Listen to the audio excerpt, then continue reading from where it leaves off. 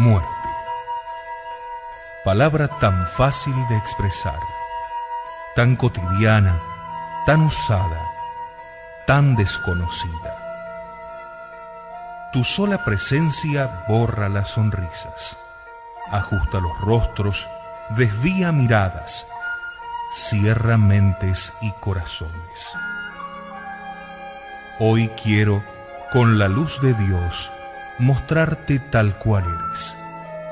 Desnudarte ante mis hermanos para que, conociéndote, aprendan a esperarte, pidan tu llegada, se ofrezcan a tu encuentro como humilde paga por vidas tan llenas de pecados.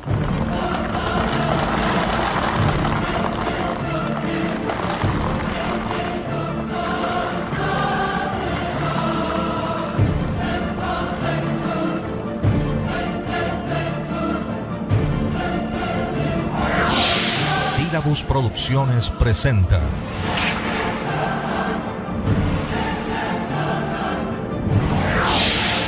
una realización Milicia in Veritate.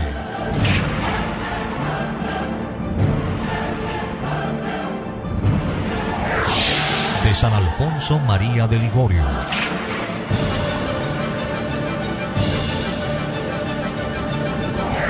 Preparación para la muerte.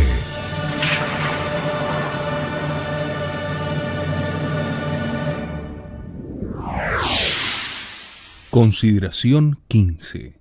Malicia del pecado mortal.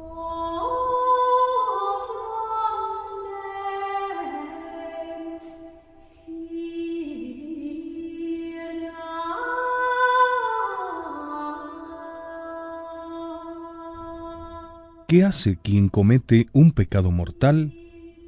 Injuria a Dios, le deshonra, y en cuanto está de su parte, le colma de amargura. Primeramente, el pecado mortal es una ofensa grave que se hace a Dios. La malicia de una ofensa, como dice Santo Tomás, se aprecia atendiendo a la persona que la recibe y a la persona que la hace. Una ofensa hecha a un simple particular es sin duda un mal, pero es mayor delito si se le hace a una persona de alta dignidad, y mucho más grave si se dirige al rey.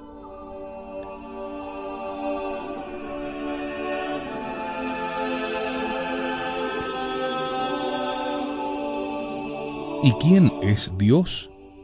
Dios es el Rey de los Reyes.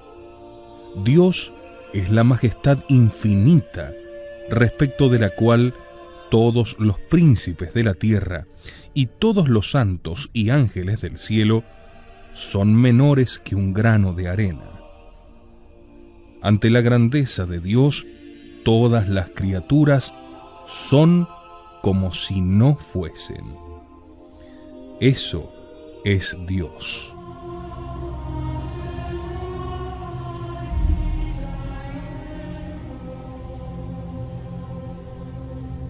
¿Y el hombre?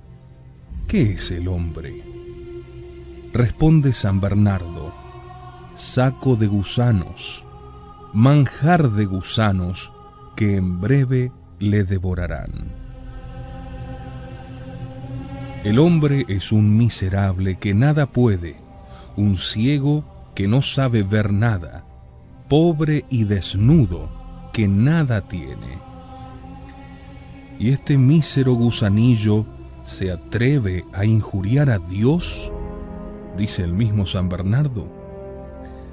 Con razón, pues, afirma Santo Tomás que el pecado del hombre contiene una malicia casi infinita.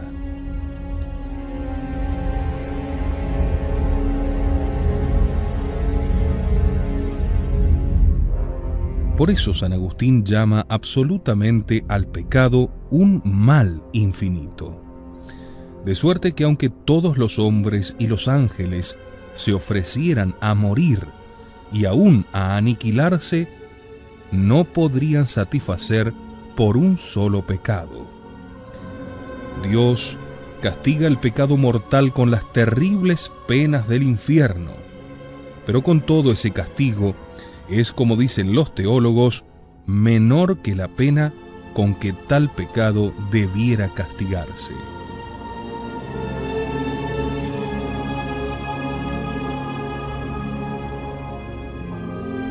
Y en verdad, ¿qué pena bastará para castigar como merece a un gusano que se rebela contra su Señor? Solo Dios es Señor de todo, porque es creador de todas las cosas. Por eso todas las criaturas le obedecen. Obedécenle los vientos y los mares, el fuego, el granizo, la nieve y el hielo ejecutan sus órdenes.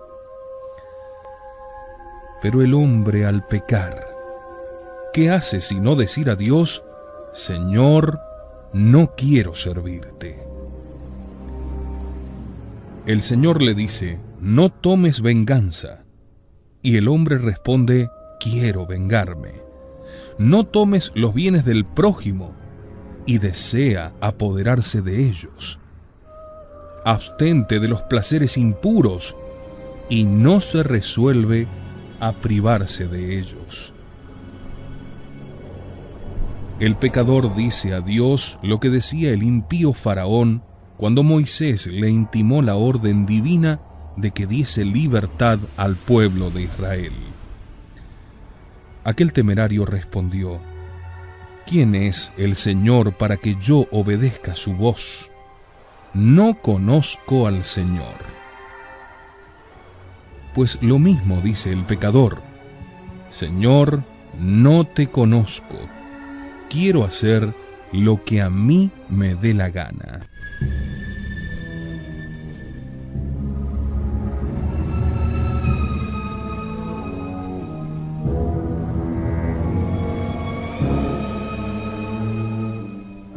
En suma, ante Dios mismo le pierde el respeto y se aparta de él, que esto es propiamente el pecado mortal.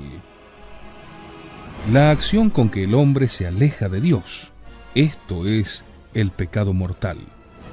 Y de esto se lamenta el Señor diciendo: ingrato fuiste, tú me has abandonado. Yo jamás me hubiese apartado de ti.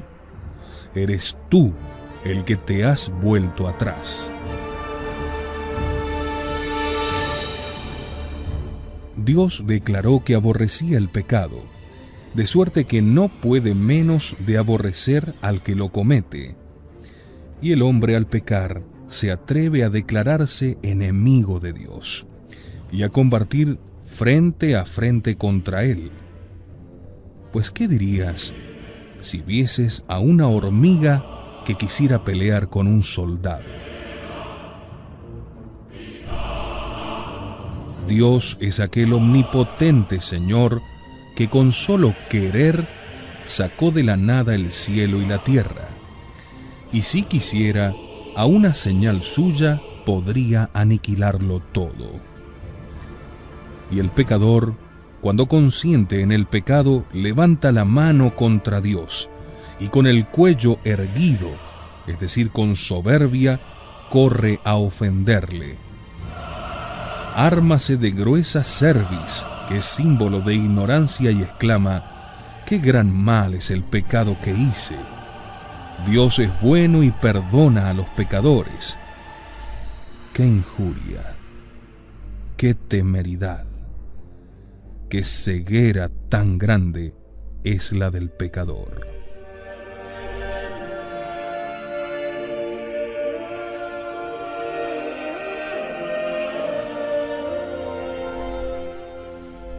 El pecador no solo ofende a Dios, sino que le deshonra, porque renunciando a la divina gracia por un miserable placer, menosprecia y huella la amistad de Dios.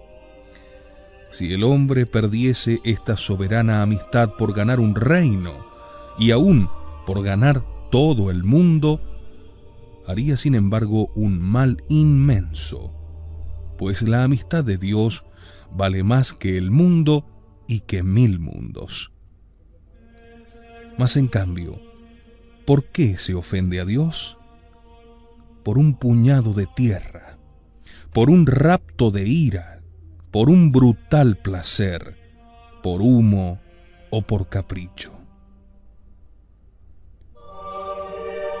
Apenas el pecador comienza a deliberar consigo mismo si dará o no consentimiento al pecado, entonces, por decirlo así, toma en sus manos la balanza y se pone a considerar qué cosa pesa más: si la gracia de Dios o la ira, el humo o los placeres. Y cuando luego da el consentimiento, declara que para él vale más aquel humo o aquel placer que la divina amistad. Ved pues a Dios menospreciado por el pecador. David, considerando la grandeza y majestad de Dios, exclamaba: Señor, ¿quién es semejante a ti? Mas Dios, al contrario, viéndose comparado por los pecadores con una satisfacción vilísima y pospuesto a ella, les dice: ¿a quién me habéis asemejado? ¿A quién me habéis igualado? De suerte que aquel placer vale más que mi gracia y mi amor.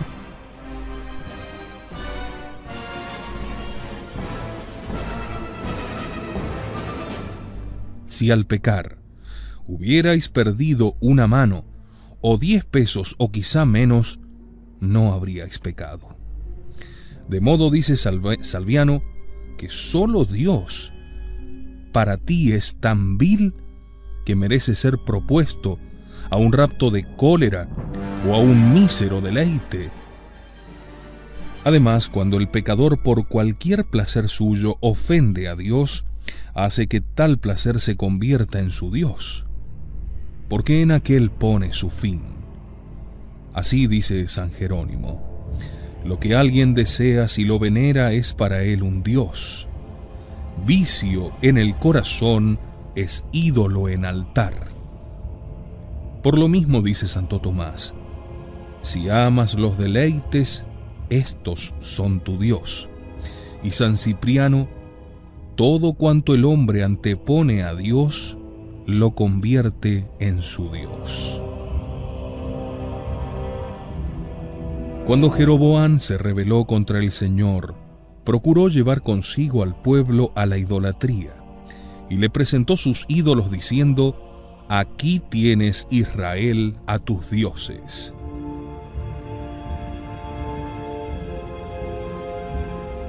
Así procede el demonio.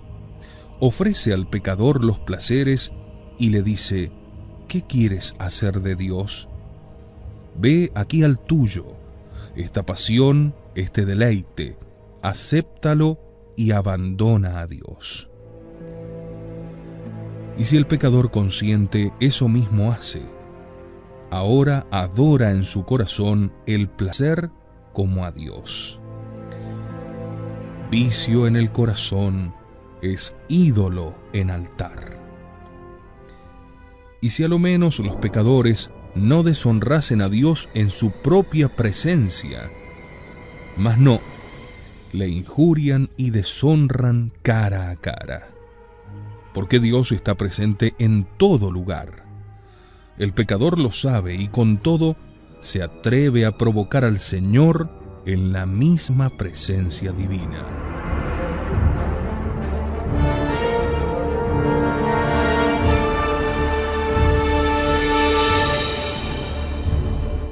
El pecador injuria, deshonra a Dios y además, en cuanto está de su parte, le colma de amargura, pues no hay amargura más sensible que la de verse pagado con ingratitud por la persona que se ama y que en extremo es favorecida. ¿Y a qué se atreve el pecador?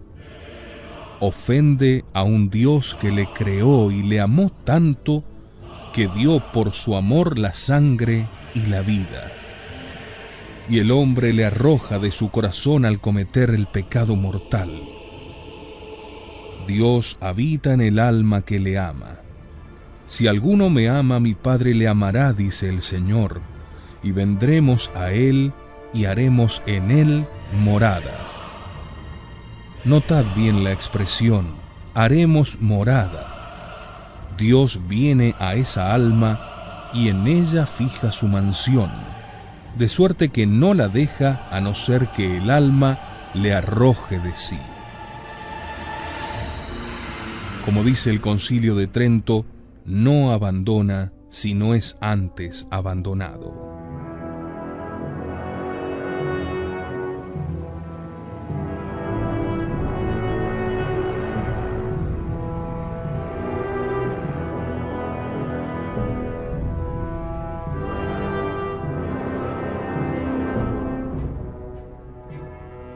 Y puesto que vos sabéis, Señor, que aquel ingrato ha de arrojaros de sí, decidme, ¿por qué no le dejáis desde ahora?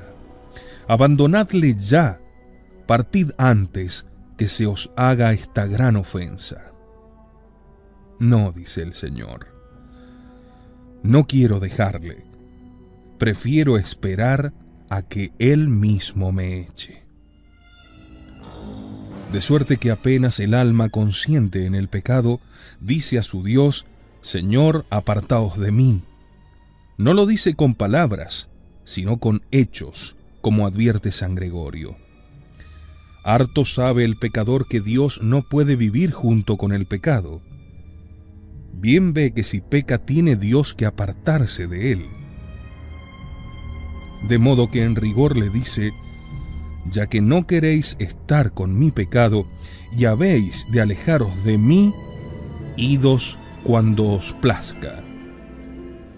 Y al despedir a Dios del alma, hace que enseguida entre el enemigo a tomar posesión de ella. Por la misma puerta por donde sale Dios, entra el demonio. Y entonces, como también dice el Señor, va y toma consigo otros 7 espíritus peores que él, y entran dentro y moran allí.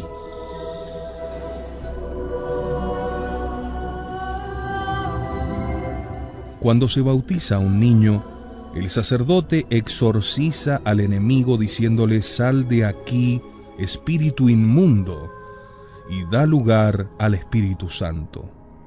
Porque aquella alma del bautizado, al recibir la gracia, se convierte en templo de Dios. Pero cuando el hombre consiente en pecar, efectúa precisamente lo contrario, diciendo a Dios que estaba en su alma: sal de aquí, Señor, y da lugar al demonio.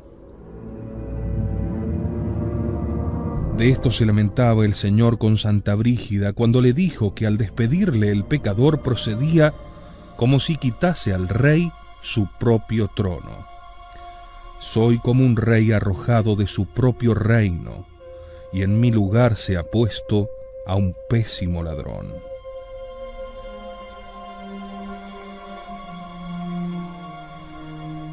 ¿Qué pena no sentiríais si recibieseis grave ofensa de alguien a quien hubieseis favorecido mucho? Recordad, pues, que esa misma pena causáis a Dios, que llegó hasta dar su vida por salvaros. Clama el Señor a la tierra y al cielo, para que le compadezcan por la ingratitud con que le tratan los pecadores.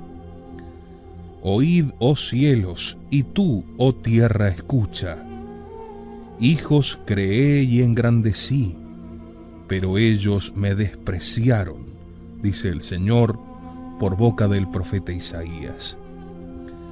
En suma, los pecadores afligen con sus pecados al corazón del Señor.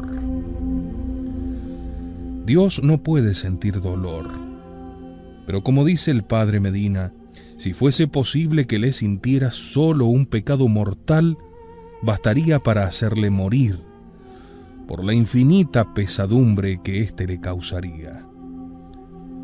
Así pues, afirma San Bernardo, el pecado, por cuanto en sí es, da muerte a Dios.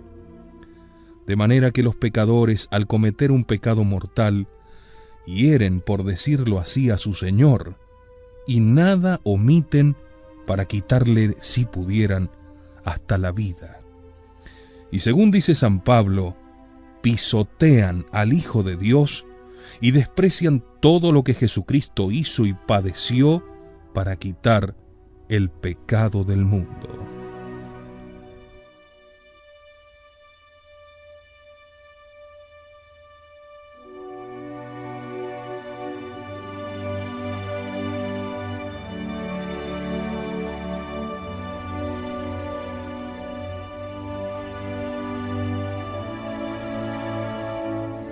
De suerte, Redentor mío, que cuantas veces pequé, os arrojé de mi alma y puse por obra todo lo que bastara para daros muerte, si pudieseis morir. Oigo, Señor, que me decís, ¿qué te hice, o en qué te contristé, para que tanto me hayas contristado? Señor, me preguntáis qué mal me habéis hecho. Me disteis el ser, y habéis muerto por mí.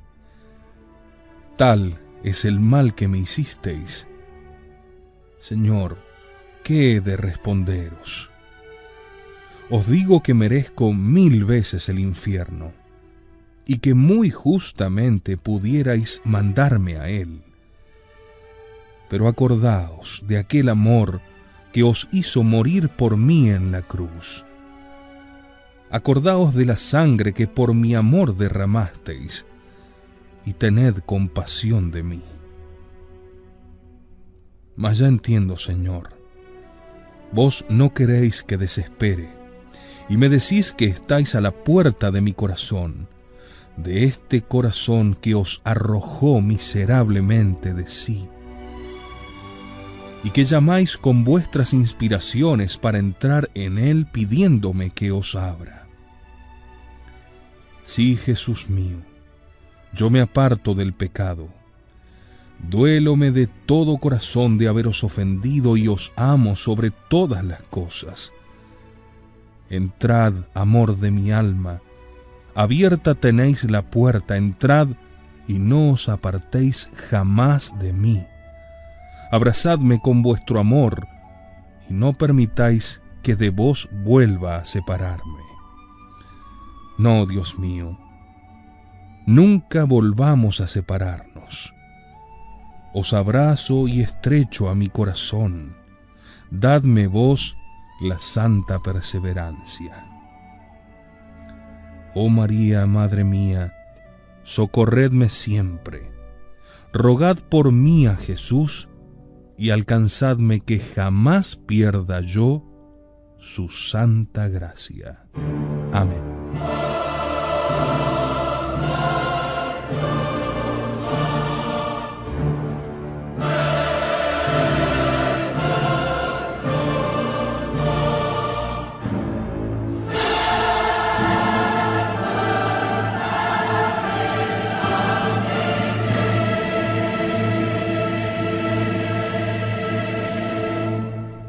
Y recuerda, amigo mío, que quizás la muerte llegue para ti en unos pocos meses, o días, o minutos. ¿Y qué te esperará del otro lado? ¿Una eternidad de dicha o tormentos para siempre? Solo depende de ti.